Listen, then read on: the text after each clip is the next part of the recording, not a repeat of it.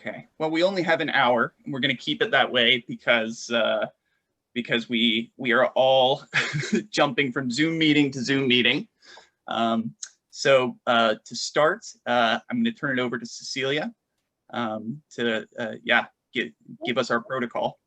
So I'll just go over some logistics really quick. I am going to turn my video off just to help with the internet connection and everything. And if it's helpful if you have a unstable internet connection too, to keep your camera off.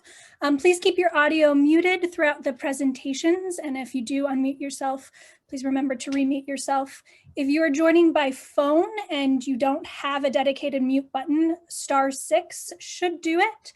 And please keep your phone muted as well during the presentation. Don't use the hold function because it doesn't actually work as a mute button. If you use the hold function, we can still hear typing and conversations. And if you are on the phone to listen to the audio, please keep the audio on your computer all the way down to prevent any echoing. By this point, I think most of us kind of have a feeling on how to use Zoom, but most of your controls are at the bottom of the screen. And if you have any questions, you can click on the raise hand button or use the reactions. If you do have a question, we're going to save them for the end, but you can type them into the chat, and myself or Nicholas will read them out loud when it's time for questions. If you would like to answer them or ask them in person, feel free to unmute yourself and ask them that way if you want to have more of a real salon feel. This presentation is being recorded and it will be uploaded on the IARC website a little bit later if you need to rewatch it or if you would like to share it. And with that, I think I'll pass it back over to Nick so he can introduce our panelists today. Awesome. Thank you, Cece. We still have a few people coming in, but you know, they'll just catch us mid-sentence. And also, one other thing, I only learned about this recently, but there is a function, if you go into your stop video, there's a way to eliminate all the non-video participants so you get that kind of clean panel look. And there are a few people who still have their videos on, so if you notice that you do, we would definitely welcome you to just create more space so that the panelists are front and center today. So I guess to start, hello everybody. I hope all of you who are joining us today are doing well, are healthy, you're safe, and that you're still able to do all the good work that the world needs at this crazy time from the scientific community. My name is Nick Parlato. I'm a first-year interdisciplinary PhD student in Arctic and Northern Studies. And my co-host, Cece Borries-Strigle, who just gave us our introduction, is a PhD student in the Department of Atmospheric Sciences. I'm really grateful for the chance to be here today and to welcome you all to this event from the ancestral lands of the Lower Tanana Dene, who have stewarded this part of Turtle Island since time immemorial and continue to exercise their sovereignty over these lands. I would like to also, on behalf of myself, Cece, and the panelists, extend our collective thanks to Heather McPherson, Tina Bucksbaum, and Hayo Eichen, who reached out to me and Cece about a month ago to relaunch the IARC salons and helped us get up to speed on organizing our new digital meeting space, which we're all still acclimating to. Today will be the first of what we hope will be a really fruitful, stimulating, and sociable series of salons that will run until the end of spring semester 2021. So the title of today's salon is Climate Politics and Political Climate, a 4-year forecast. It's been a hard 4 years for people who are concerned with the health of the environment among a host of other interconnected and pressing issues. One of this administration's first acts was withdrawal from the Paris Climate Accord in June of 2017. This was promptly followed by the elimination of Obama's Clean Power Plan, pushing through several unpopular oil pipelines, as our panelist Dr. Wight will address, and overall repealing or weakening over 150 pieces of environmental legislation. And yet, this year alone, as we're all witnessing, we've not only seen this, we're not only coping with a deadly virus that's being caused by the overexploitation of forests around the world, and in China particularly, but we've seen the most active Atlantic hurricane season on record. We've seen record-setting wildfires in Australia, Siberia, and California, And as many of us here in particular are aware, in Alaska, and I'm sure many of you are joining from elsewhere, but in Alaska, we're quite attentive to these sea ice lows. So this year's elections, which were called a little under 2 weeks ago, the presidential election for Joe Biden, it offers causes for both optimism and skepticism. And as we aim to build a kind of more social and political consensus on climate action and environmental justice in this deeply polarized country, it's absolutely critical that we keep having conversations about this and find ways of bringing it to policymakers, decision makers, and the lay public at large. So to talk about the politics of climate with us today, we have 3 distinguished panelists. First, we have Dr. Stephen Gray, Director of the Alaska Climate Adaptation Center, Adaptation Science Center, aka CASC, and also Affiliate Research Professor with IARC. We have Dr. Amy Lovecraft, Director of IARC Center for Arctic Policy Studies, and also Professor of Political Science, currently teaching a course on the American presidency. And we have Dr. Philip Wight, Assistant Professor of History, Arctic and Northern Studies, whose research focuses on the environmental history of the Trans-Alaska Pipeline and pipeline politics more broadly. So it's really great to have all of you with us, our panelists. It's great to have this audience. And to begin, I'm going to turn the floor over to Dr. Wight to start us off, contextualize, and get the conversation going. Great, thank you, Nicholas. It's my pleasure to be here today discussing these issues, and I just want to thank you and the other conveners for the invite. I hope to bring a historical lens to understand both the past 4 years and make some cautious predictions about the next 4 years.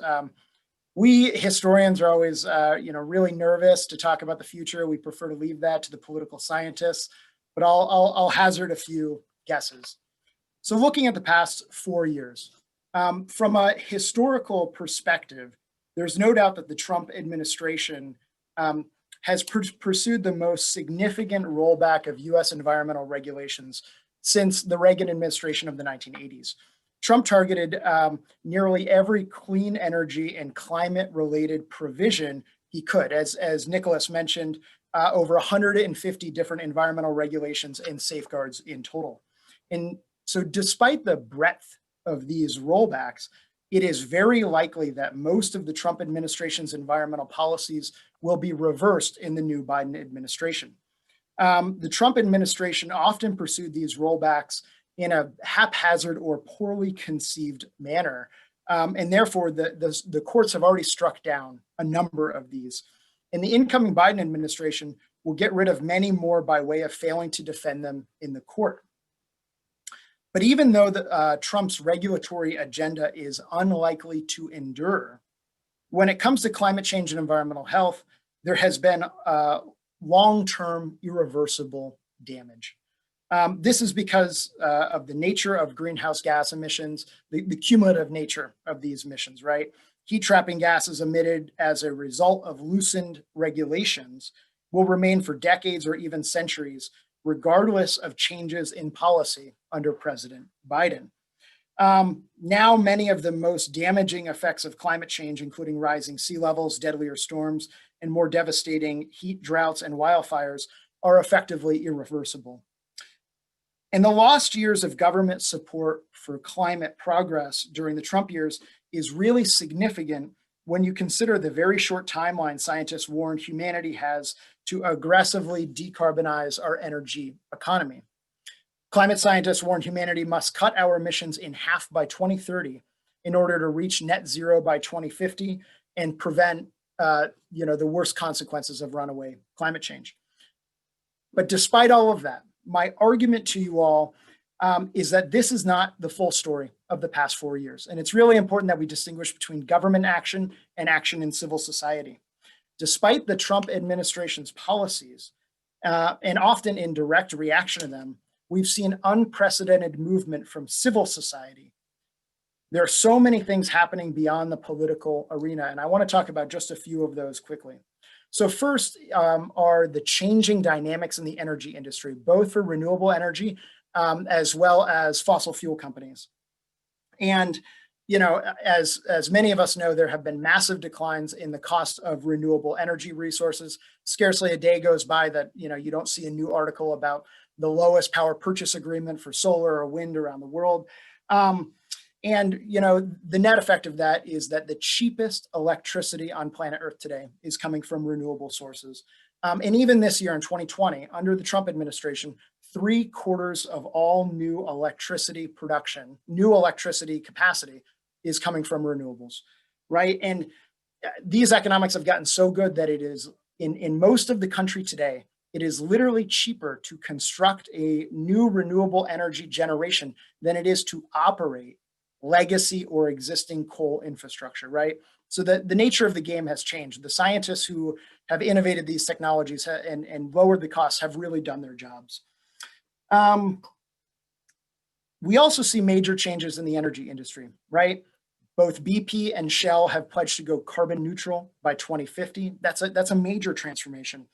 ExxonMobil is no longer even on the Dow Jones Industrial. 7 years ago, they were one of the most profitable companies on the planet, and their share price has fallen in half just this year. And a real symbol of this kind of transformation within the energy industry is the fact that NextEra Energy, a utility company with the world's largest portfolio of solar and wind generation, now has a larger market cap than Exxon, right? That's a profound transition. Second place that we can see this is state clean energy targets, right? So even though the Trump administration was doing all this stuff federally, when we look at the state level, the laboratory of democracy, we see really robust action from cities and states who have been leading the transition to 100% clean electricity. 13 states, districts, and territories, as well as more than 200 cities and counties, have committed to a 100% clean energy electricity target. And dozens of cities have already hit it. This means that, even more than that number of like 13 states and 200 cities, this is actually 1 out of every 3 Americans falls under, or 111 million US residents falls under one of these 100% renewable electricity targets. So that's really remarkable. The third area that we've seen robust change over the past few years is in the investment community. And I argue that, we've really seen a tipping point in green finance, especially in the year 2020. And this has been hard to see because of COVID, but even before COVID kind of took over our lives, there was a massive sea change in climate finance, a kind of climate finance revolution, if you will. And let me talk about some of the reasons for that. If you look at, so one of the best examples is Microsoft.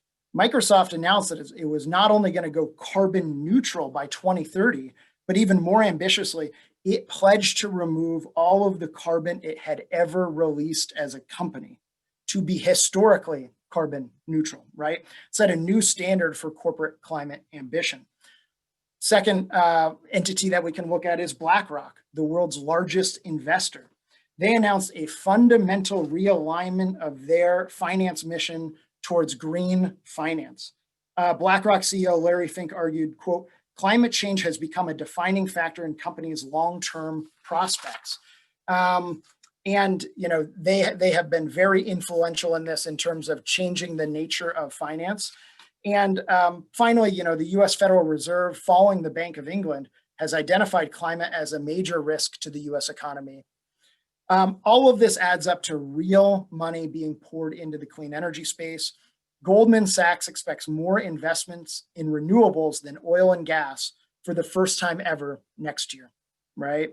And so there's a whole bunch of ironies in this. This was pushed by, climate activists, especially in the investment space. And it's ironic that a lot of these folks who consider themselves anti-capitalists, financial capitalism is really becoming one of the most powerful tools for climate action, right? And so the Trump administration, for all of its environmental rollbacks, has presided over a massive change in the orientation of civil society.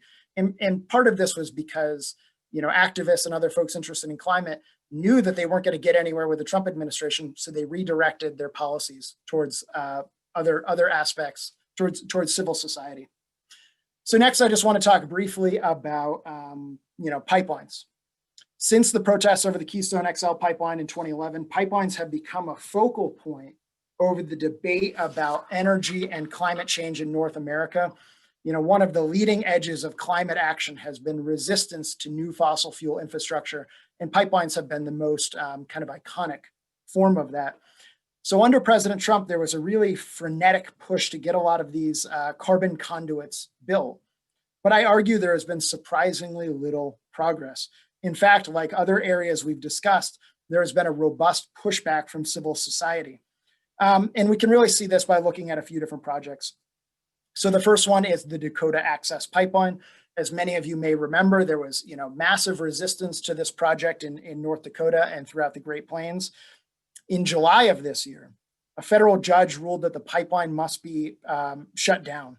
The court found that the U.S. Army Corps of Engineers had violated the National Environmental Policy Act and glossed over severe consequences of a potential spill when it first permitted the pipeline.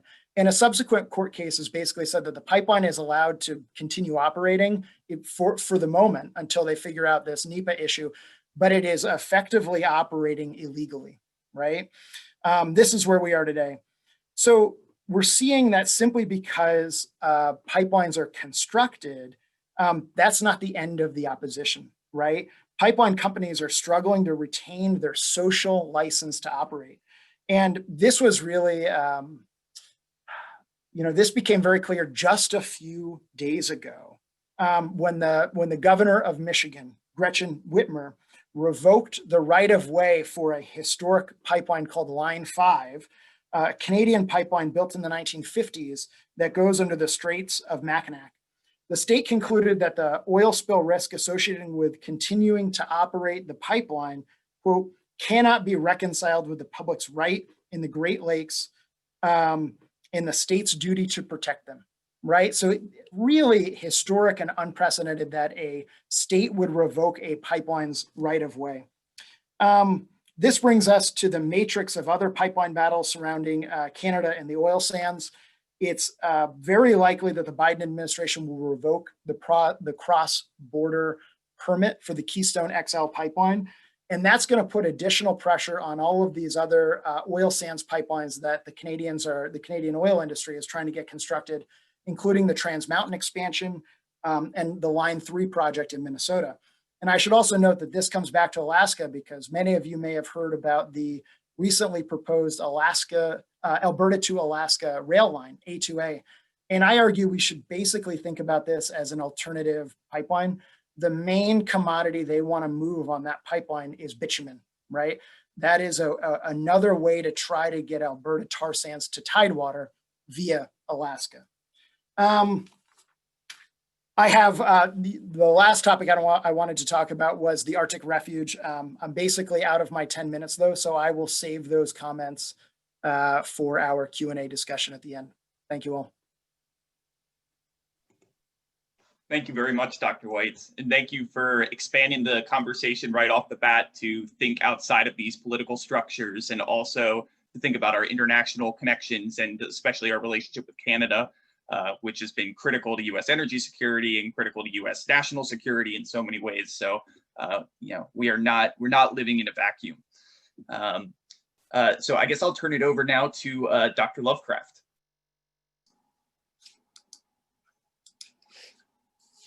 Good afternoon, everybody. I'm Amy Lauren Lovecraft, and I thank you all for coming to the Salon and for IARC for offering this opportunity. I actually have a few slides. Oh, host is disabled, participant screen sharing. Could the host enable that, please? You are now enabled. All right, let's try that again. Oh, how many times we all wish we'd heard that, right, as an answer to a question. Okay, are we good? Y'all can see the PowerPoint? Yes. Yes, thank you. All I need is one. Okay, great. So I'm going to start actually from a slightly different perspective, and that is the cyclical nature of American politics, then talk about the role of the Senate and why Biden, his election is hardly a fix for us and for research and education. and then talk briefly about the public and note Georgia and Arizona in this 2020 competition. So while for the last 20 years or more-ish, I've been an interdisciplinary scientist, my actual doctoral training is in American political development.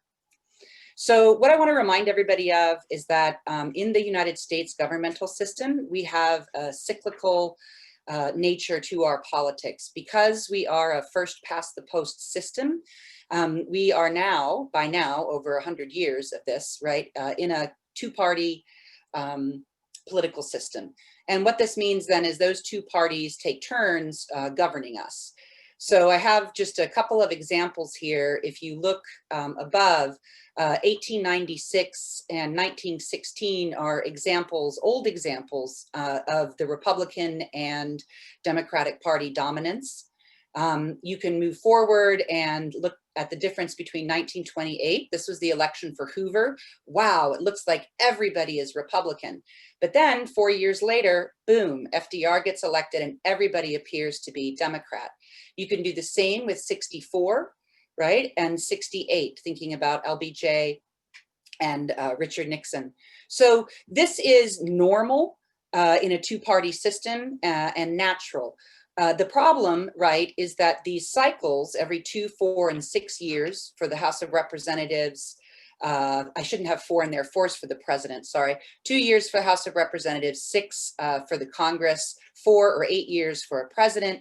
Within this system, then we have lifetime appointments for federal judges, and then we have the longer, public citizen generational shifts as our social order changes. So this means that over time, the United States is going to favor some things and not favor others in the political realm, and that the social order, in other words, how we organize ourselves socially, is also going to change generationally. This is significant for us to remember because depending on how the public perceives the Arctic and Alaska, and then how government perceives this, we want to remember that there is no international Arctic policy. Policy or Arctic policy, when we think of the region, the whole Arctic, is simply a compilation of national Arctic strategies. So what this means is, right, the American legislature or the Russian Duma, right, or Canada's parliament, no matter what we think of at the international scene, the Arctic policy of these kinds of nations is going to be driven by domestic interests. So what are we talking about then with our current election in 2020? Well, this is a list, right, and it's, I have these things, you can learn a lot from Wikipedia, so I pulled this straight out of Wikipedia, right, that shows you all of the different appointments that a president gets to make. So when Joe Biden steps in January and becomes the president, he'll have about 1,400 appointments to make. So we remember, right, that the president sits, of course, on top of the entirety of the executive branch, and the job of the presidency is to ensure that the laws that are passed by Congress are in fact implemented. So this control of the bureaucracy is twofold. It comes with many appointments, right, that allow the president to press his agenda through those agencies, as well as an already secure civil servant infrastructure, and I'll talk about that next.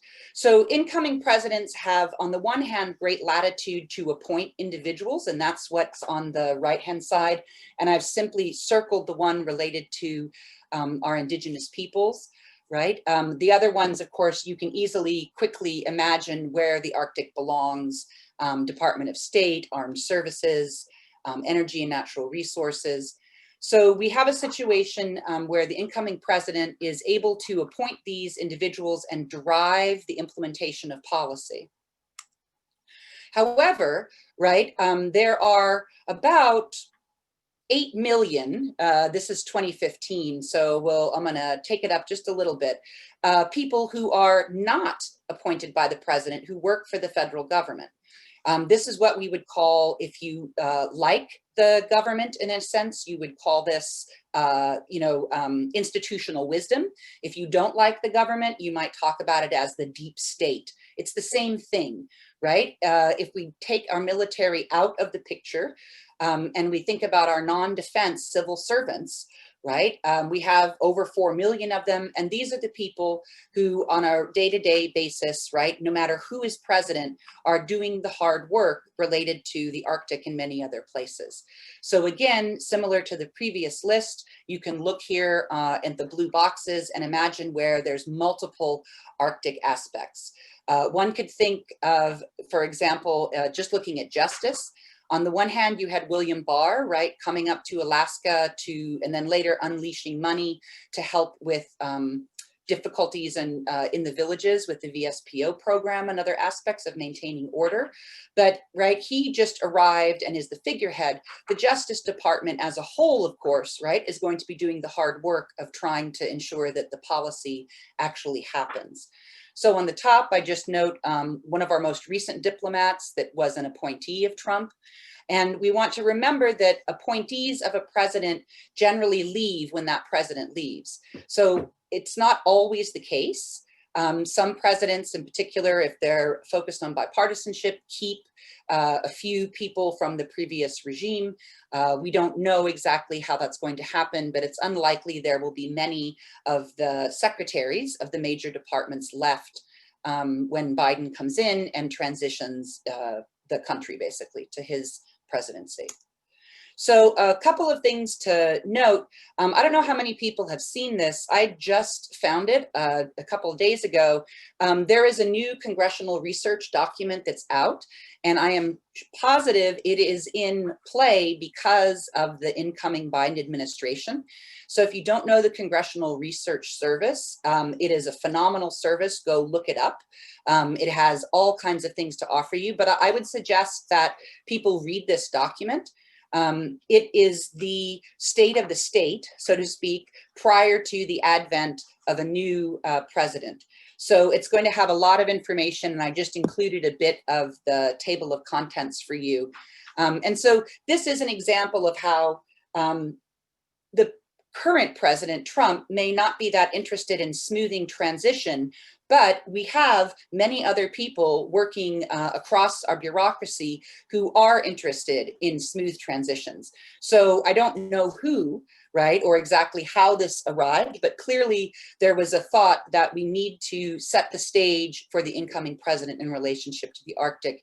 And there's no doubt that the new president is going to be interested in the Arctic, not only in terms of thinking through green energy issues, but also in terms of what some people are labeling a return to the great power competition. I'm not sure how comfortable I am with that, but just his focus on security and the military in any case. So last couple slides, this means that one of the things that we all have to do in terms of either making Arctic policies or just the much lower hanging fruit of continuing to do really fabulous Arctic research, we have to think about the audience. And so this is a brief slide from Pew, right, quite a trusted source, does good polls, that shows you political attitudes over the last a couple of decades, actually a little bit more, right? 3 decades about.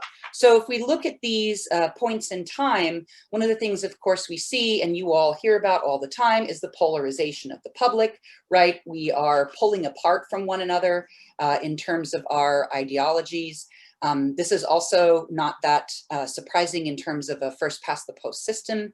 But what we want to do, right, is not make the Arctic a partisan issue, right? We need to be able to have ongoing processes and safeguards as well as new research that really gets at the applied aspects of the middle, right, of the purple. This is going to be helpful for us now and into the future. So the last 2 things I wanted to do were just to say that in this last election, I know this is a busy slide, but I figured people would ask for the slides. So I wanted to just put a small point in here in terms of the Alaska Native population, which in Alaska, of course, is about 20% of the population, and they split their votes, right? It's not a monolithic group, of course, but I don't know how many people were watching the results come in and saw this exit poll where everybody who was not white, Latino, Black, or Asian was called something else. And it became quite a funny side discussion among others. But I thought that both Hune And Barbara had some really good quotes here about the fact that this kind of reporting is astonishing in this day and age, that people with the resources of CNN don't have the capacity to understand who these other voters are. And it reminds us that we still face, right, this ongoing struggle in our own state of the recognition of the importance of Alaska Natives. So the last slide I'll show you is that in this election, right, this something else had a fundamental shift, right? It created the win for Biden in Arizona, primarily through the Navajo Nation, but also many others, right? And so if you compare the map on the right to the map on the left, this is showing the Arizona precincts and the maps of tribal lands. So there is enormous power in the indigenous vote. In particular, as long as, right, we're moving along with the Electoral College. You also have now a historic, right, 6 Indigenous Americans heading into the House, but they are evenly divided, Republican and Democrat, as perhaps they should be in terms of understanding this isn't a monolithic voting group. So lastly, we'll end on the importance of Georgia coming to the president. And again, I have some of these wordy aspects on the left. It's just a phenomenal quote.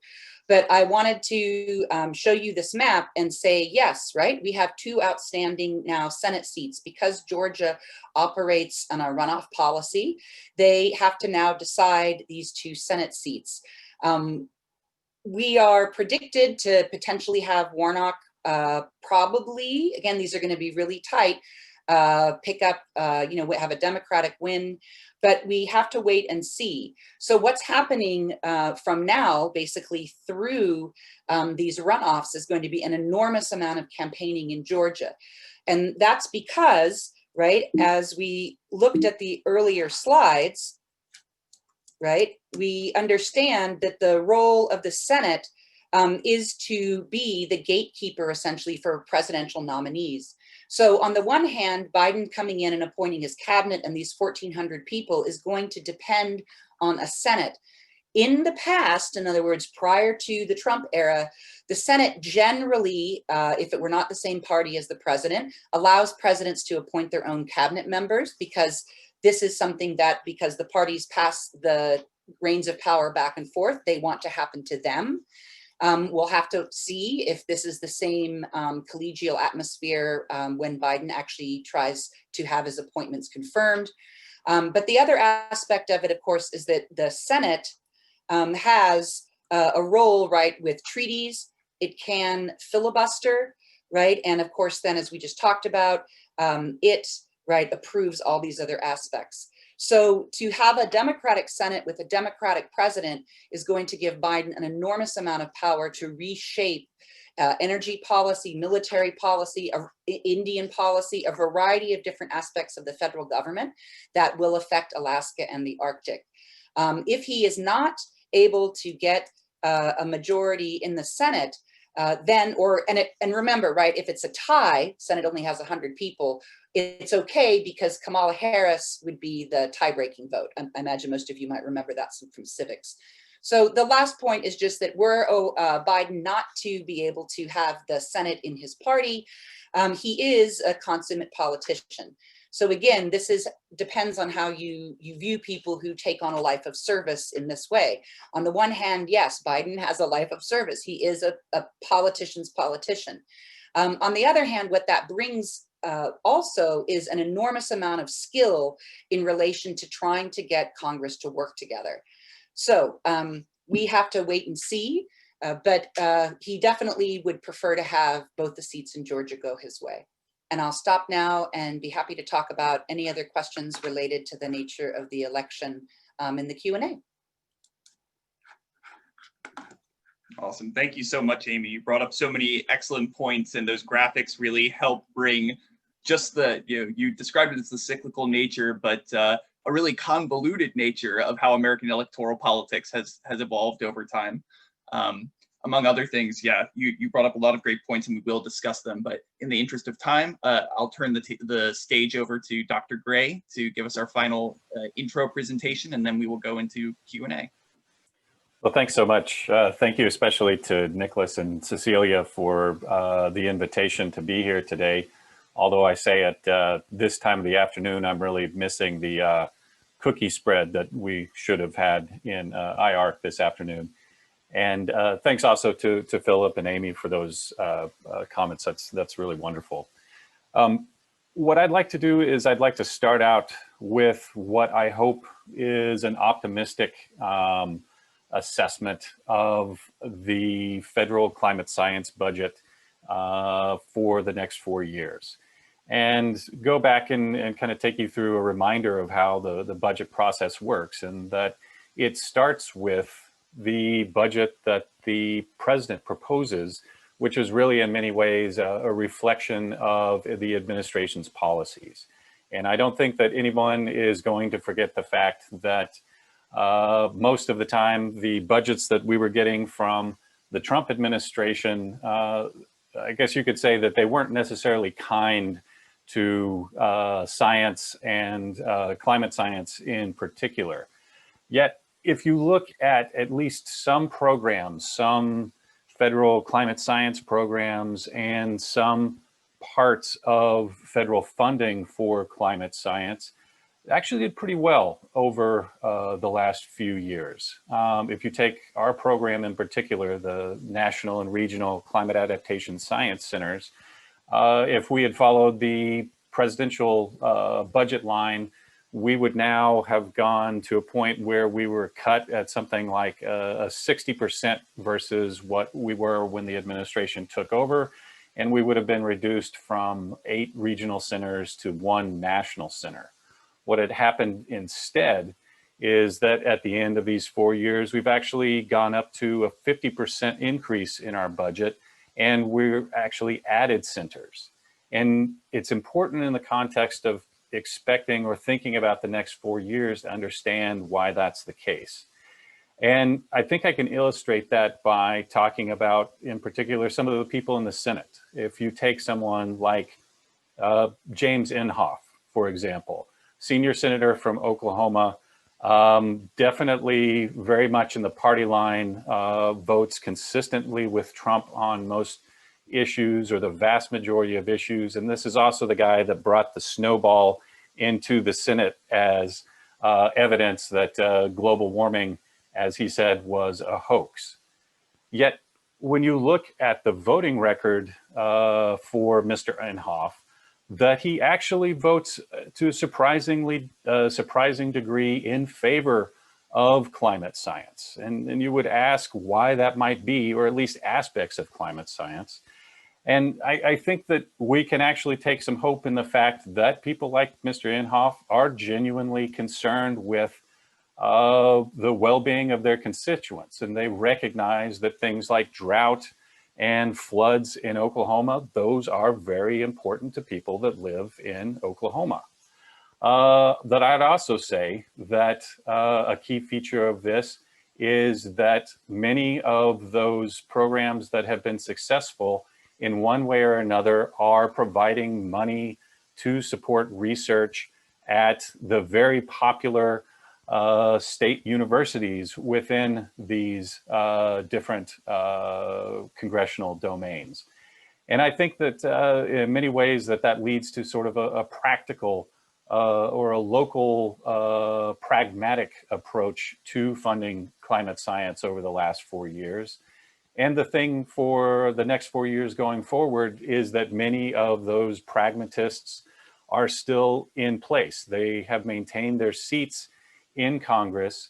And so now the question is how we can take advantage of both that practical approach or understanding of support for climate science with the rather ambitious agenda that the Biden administration has in terms of pushing forward climate science for, as they say, the benefit of society.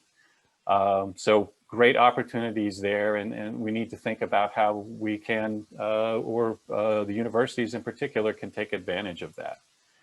Now, that bit about for the benefit of science or society brings me to my second point, and that's how science and climate science in particular is viewed by administrations through time. that if you go back, basically as far as I can remember to when I was in grad school in, say, the late 90s, or then, getting my first real jobs in the early 2000s, what we were hearing more and more is people within the scientific community stepping up and saying, hey, if you want your science, the science that you do, to be meaningful, to be useful, you've got to do a better job of communicating that science to people outside of the academy. And you need to do things like, you need to learn how to talk to the public. You need to do things like better express the impacts of what you're finding in a way that the public can understand. And that led to, the buzzwords of the day in the early 2000s being things like broader impacts. The Bush administration, Bush 2, George W. Bush, they in many ways really embraced those ideas for, in large part, I think, because they could demonstrate that they were funding science that had a benefit to the American people, or in other words, we were getting a maximum bang for our buck when we're funding science that has implications for the way that people live and make a living.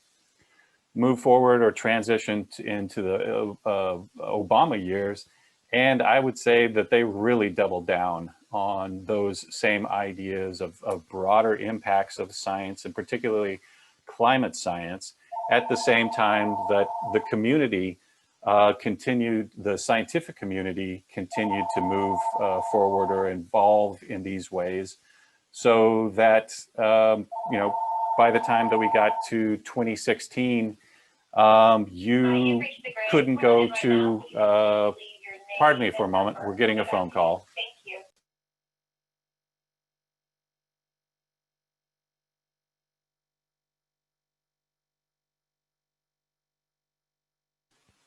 Sorry about that. That's the joys of working from home.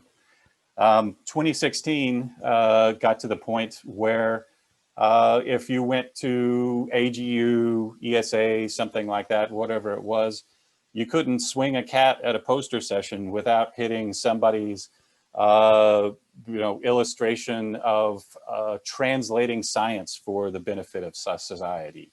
Or you were hearing words like co-production of knowledge, and you were hearing about science interpretation and communication as being key components of making science relative important or relevant for people.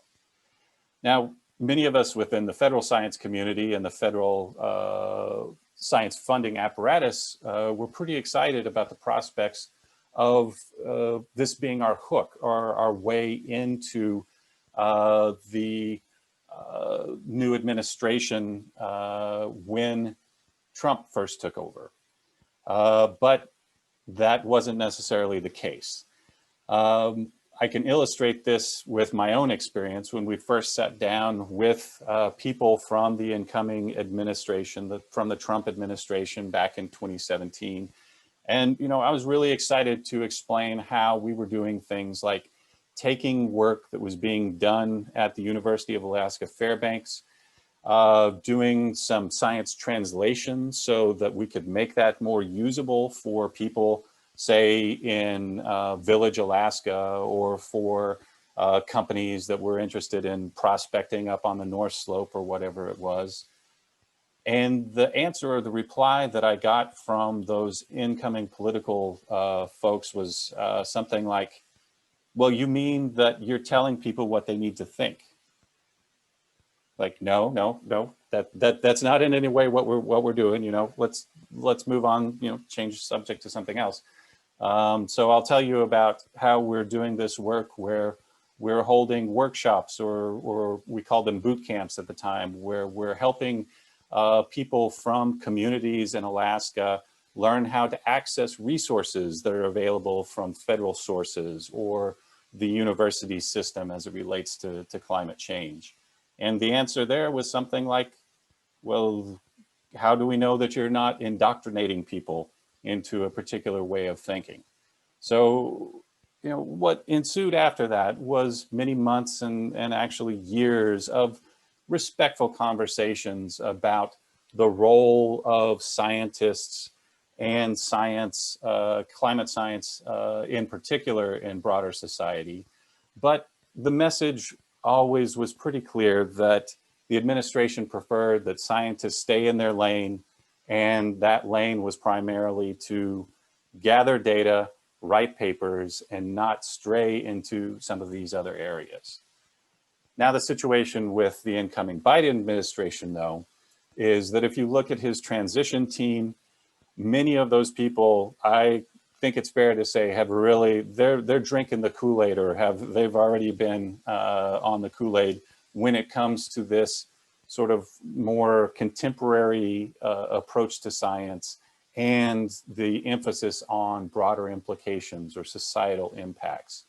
Combine that also with the stated objectives of the administration to provide climate science in particular that has a positive impact on people's life. And I think that we can very well expect things to swing very much back toward the Biden, or excuse me, the Obama era direction, if not vastly overshoot it in terms of the emphasis, again, on those societal impacts.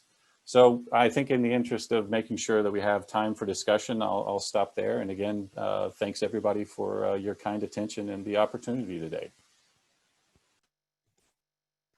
Thank you so much, Dr. Gray. That was fantastic. And I think among our three panelists, we really covered a lot of different aspects of this question, and they have some interesting dialogues between them.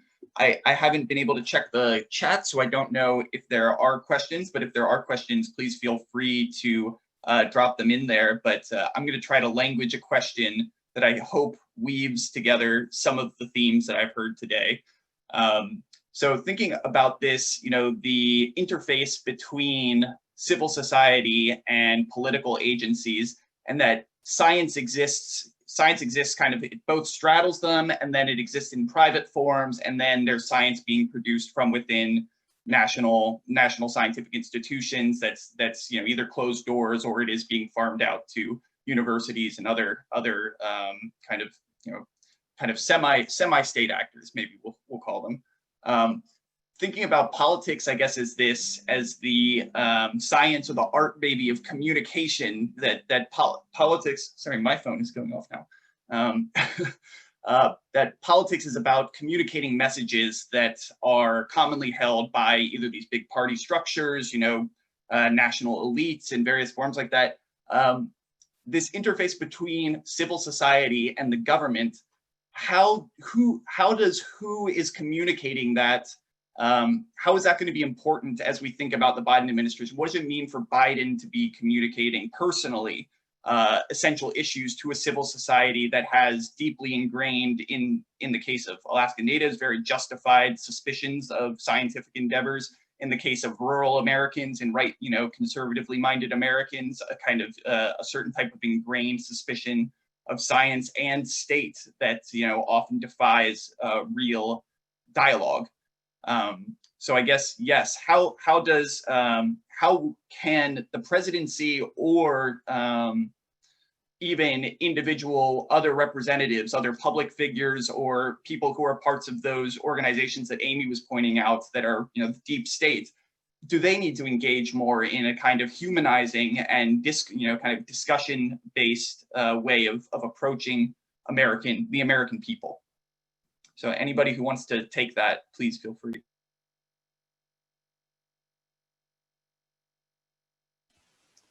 Well, I can jump in. I don't think I'll necessarily answer your question, but I think it's important to point out those conversations that I was bringing up with the Trump administration.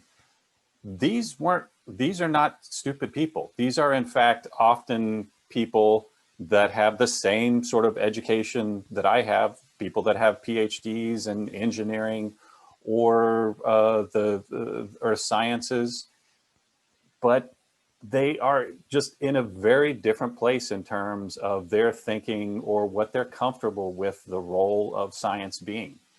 And I think that we have to be mindful of that. And there's something missing. There's something that I think that we have to do to bring that conversation back around to what scientists should be doing, and do it in a respectful way that recognizes that some really smart people have problems or are uncomfortable with the idea that scientists want their research to have an impact on society.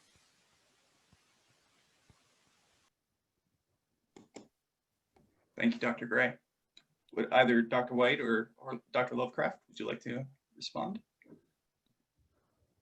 Well, there's a question in the chat room, and we only have a few minutes left. So, though we should remind ourselves, right, that a person need not be stupid to follow a conspiracy theory or a demagogue, right? We have lots and lots of studies that show there's significant differences, right? So you don't just in the same way, right, that people don't need PhDs to be super smart.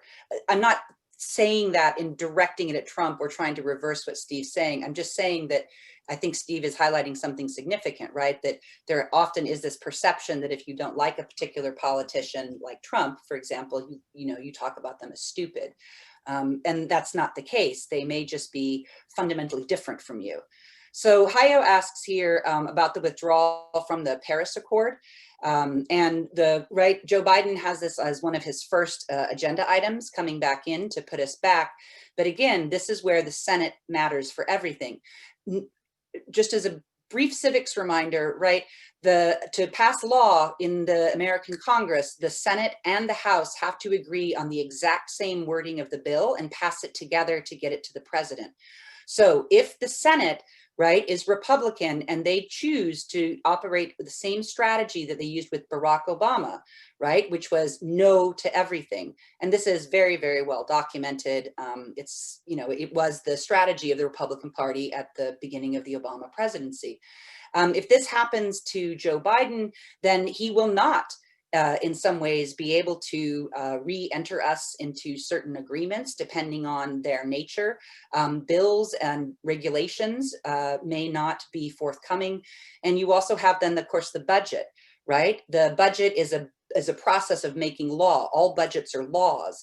So Biden can ask for whatever he wants, but if he doesn't have the Senate, he's not going to be able to get the kind of budget allowances for perhaps climate change or the Arctic or any of these other green subjects that he's rolling into office with. So I just wanted to point that out. Now, that doesn't mean, of course, that he doesn't have an effect. So he is legitimately, constitutionally enabled to go in and undo every single executive order that Donald Trump did, right? This is the president's prerogative. An incoming president can change those executive orders. He could also, right, use executive orders to slightly alter or change some of the laws that Congress passes that are environmental or in other ways that can happen. But again, for major changes or major shifts that push us in a direction of green, I'll just say that sort of as a general progressive catch-all, right? It's going to be very, very difficult if he doesn't have the Senate. Dr. Lovecraft, I'll piggyback onto you there and kind of focus on the state level aspect of this question. So as many of you may remember, after Trump withdrew us from the Paris Climate Accords, there was this "we're still in" movement throughout all these states and these cities throughout the US. And so over the past 4 years, as I mentioned in my presentation, we've really seen robust and significant action on the state level when it comes to things like clean energy targets. And, I'd argue that is where the locus of the action has been. And under Biden administration, as Dr. Lovecraft said, it all depends what happens with the Senate. If the Senate stays with the Republicans, I think we can absolutely expect a continuation of these robust state level policies. It will be really interesting to see what the Biden administration does around things like CAFE standards that the Obama administration originally proposed. And, the Trump administration was trying to deprive California of its ability to set its own emissions. And so, you know, that's one of these aspects. You know, right now, transportation in the United States, transportation has higher carbon emissions than the electricity sector, because we've been fairly effective at beginning to decarbonize the electricity sector with more natural gas and less coal. And so transportation is emerging as one of these major things, major areas to tackle. And if California retains their ability to really kind of have this shadow policy for the United States, that will that's going to be really important. The other thing that I would just mention is that these state level policies are really important, but so are things like FERC, the Federal Energy Regulatory Commission, which is really important with these independent system operators throughout the lower 48 in terms of setting energy value and making it so that clean energy technologies can excel in this environment. So I think one of the lessons that the Biden administration learned from the Obama administration is that you can't just focus on EPA. Right, you've got to look at these other levers of power, whether it's DOD or whether it is FERC, if you want robust clean energy policy. Thank you, Dr. Wight. There was a lot there to chew on, and I think we all could probably benefit from having extra half hour, something to that effect. But I think each of our panelists got to respond to questions. We didn't have a slew of questions, so I don't think anybody's going to be deeply disappointed that theirs isn't getting asked. But I guess so. We're going to wrap this up right now, I think. But I'd really like to thank everybody. Thank Dr. Gray, Dr. Wight, Dr. Lovecraft for joining us. This is the IARC Salon. We're going to shoot to do one of these every month for the coming year. Not to totally break away from the subject matter, we're all going to be still watching. If Georgia is still up in the air, this transition is a highly contentious moment, and we really are seeing the kind of foundations of American institutions tested and in ways that we've never seen before. So I hope everybody has a really lovely weekend, a really excellent Thanksgiving next week. And I want to thank everybody for coming. We're going to have this recorded session up on the IARC website. I believe we'll probably be able to get it up within a week.